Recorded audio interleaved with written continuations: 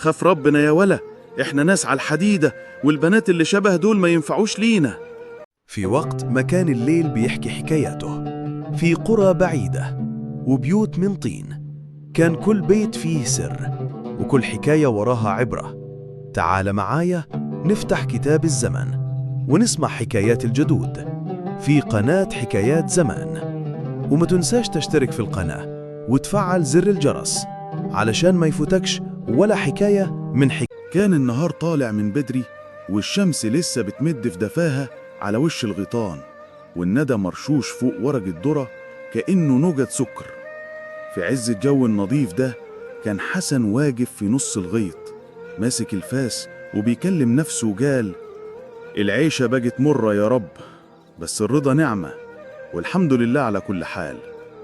شاب في العشرينات ضيب وعاشق للأرض، بيشتغل مع أبوه من الفجر، ورغم الطين والتعب عمره ما شال الضحكة من وشه. وفي لحظة وهو بيستريح تحت شجرة توت كبيرة، عينه وقعت على منظر خلاه ينسى الطين والتعب والدنيا كلها. كانت ماشية وسط الغيط بنت لابسة جلابية فلاحي لونها لبني، شعرها مربوط في ضفاير ووشها منور كأنه صبح طالع من سكات. كانت بتضحك مع اختها وهم بيجمعوا ورد بلدي علشان يودوه السوق. أول ما شافها قلبه عمل زي الطبل في صدره، حس كأن الزمن وقف والصوت اختفى وكل حاجة سكتت. وقال في سره: يا نهار أبيض، ده مش وش بلد، دي ملاك ماشي على الطين. رجع البيت وسكت طول الليل، لا واكل ولا شارب. أمه دخلت عليه وقالت له: مالك يا حسن، وشك مسف عليه؟ رد وهو سرحان: شفت ملاك النهاردة، مش عارف أشيل صورتها من عيني.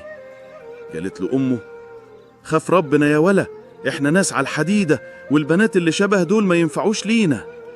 بص لها بإصرار وقال: هتعب وهشقى وهخليها ترفع راسها بيا حتى لو البلد كلها وقفت ضدي. وبدأ يسأل عنها وعرف إن اسمها جميلة، بنت عم الشيخ رضوان من كبار رجال البلد. بس كانت بنت بألف راجل، بتساعد الستات العواجيز في السوق وبتقف في ظهر الغلابة. ومن هنا نورت نار الحب جواه، بس السكة لسه طويلة والطريق قدامه مش مفروش ورد. وانتظروا الجزء الثاني بكرة إن شاء الله.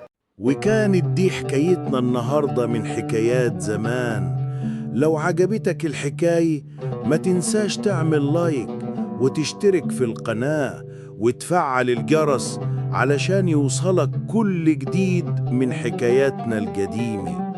نشوفكوا في الحكاية الجاية، في أمان الله.